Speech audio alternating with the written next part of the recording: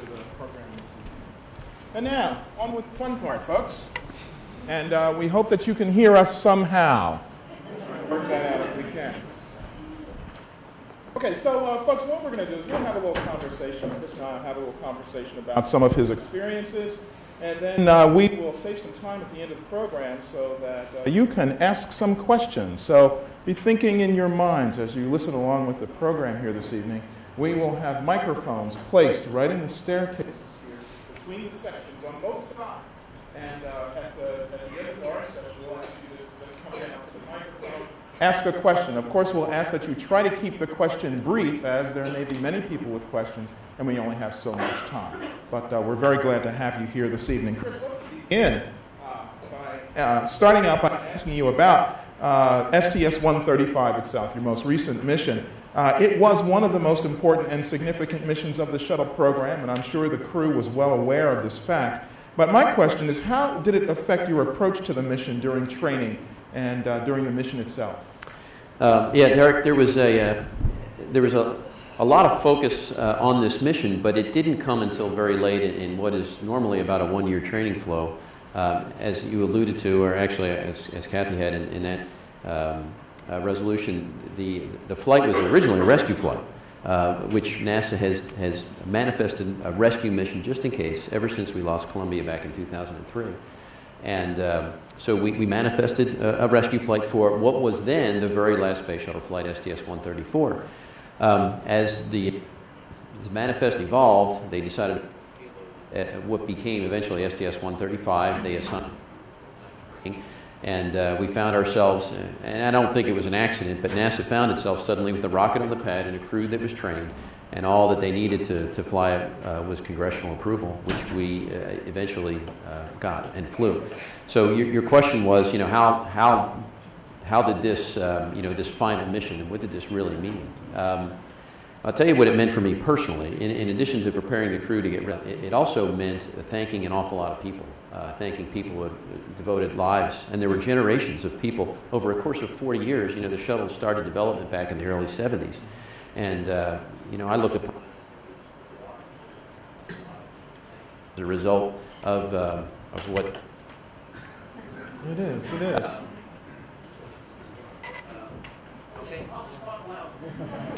But there were a lot of people to recognize for their contributions, and a lot of them were devoted to the shuttle program for almost 20 or 30 years.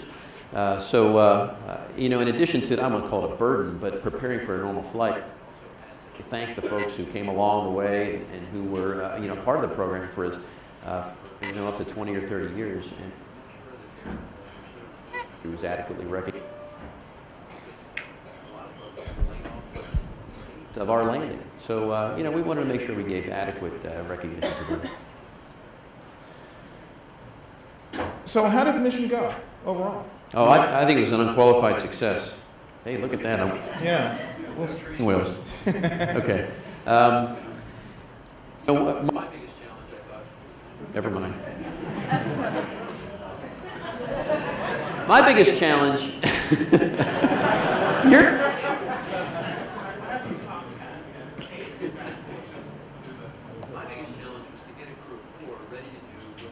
been accomplished by a crew. And the first thing meet all experienced people. So we made sure we had at least one previous flight's worth of experience in this particular flight, because we all needed to know, first and foremost, how we were going to feel. You know, it's not too... it's relative to knowledge. First time astronauts have a problem actually ill, and we can lose them for up to a day at a time. They're not able to function for the crew, and we couldn't afford that. So we had to make sure that we knew.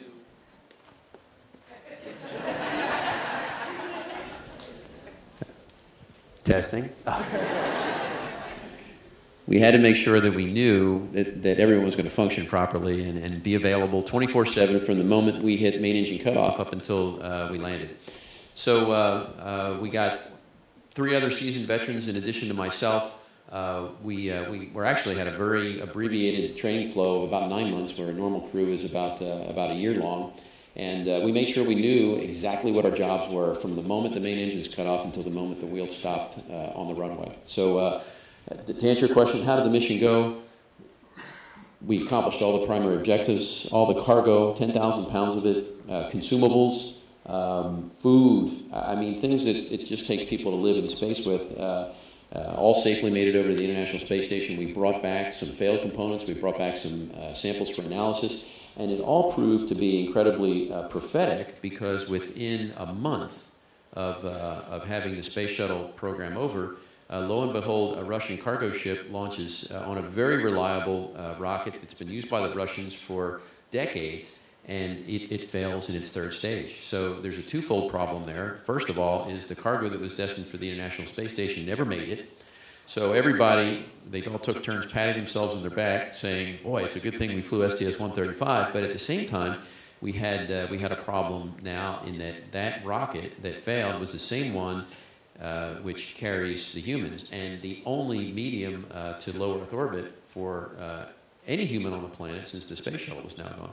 So we had a twofold problem. The Russians are attacking the latter part of that. We haven't launched any humans. There's a delay to Dan Burbank, a former crew member of mine, is waiting to launch in a Russian rocket, and hopefully they'll have everything cleared. They'll completely understand what the malfunction was, and I think they plan on launching them in late November. So that was a long answer to a short question. It was an incredible success. That's good. Great. So this was your fourth space shuttle. This was your fourth space station. Third. But who's counting? Third. Space station assembly, sort of like part of the assembly process on space station. Right.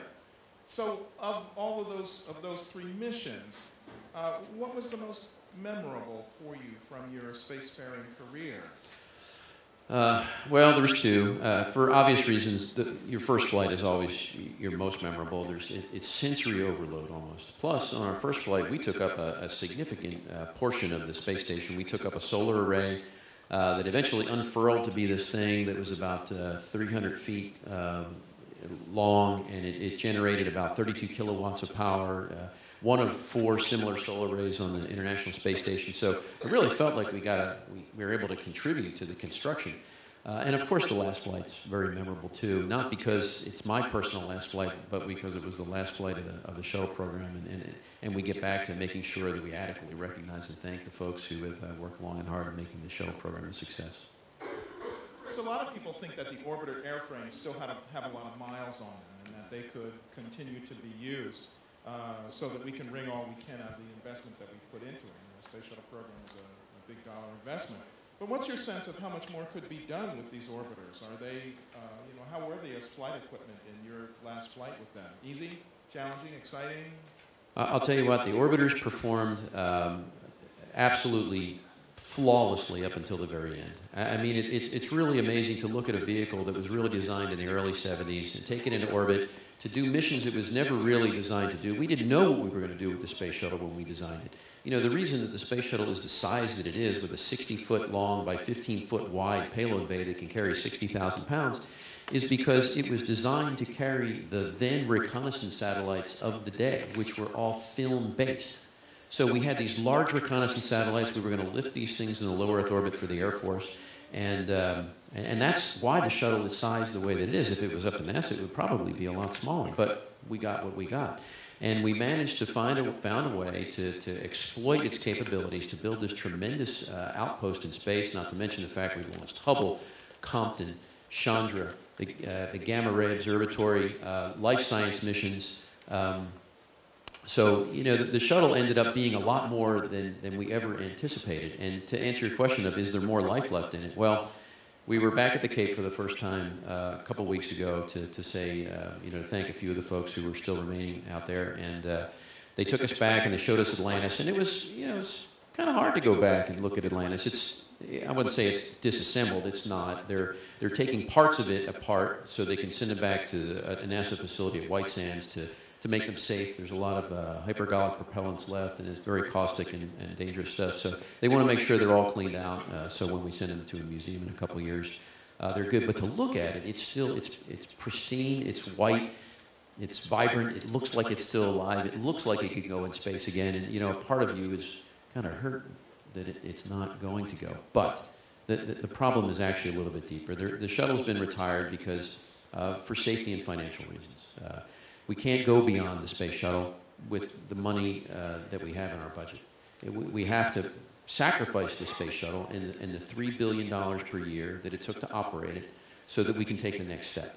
Okay, so the decision was made by the Bush administration back in 2004. Hey, we're going to end the shuttle in 2010. We actually got another 6 months of use out of it. So it was for fiscal reasons. It was also for safety reasons. You know, the shuttle is, I don't want to say it's inherently dangerous. It's a magnificent vehicle, but it doesn't have an escape system. It doesn't have an ejection seat. Like military airplanes have an ejection seat. The Russian vehicles and the early American vehicles had an escape tower that could pull a crew away, and the shuttle is escape system-less. So there's also, I wouldn't call it an inherent design flaw, but we want something that's a little safer for the astronauts that we send into space. Plus, it's 30 years old. The vehicles are 25 to 30 years old. It was going to take a very large-scale recertification to go into areas of the space shuttle, mechanics that we had not been in for literally 2 decades, take them apart, make sure everything's working well. We were going to have to rewire the vehicles. It was going to take a significant investment to keep them flying.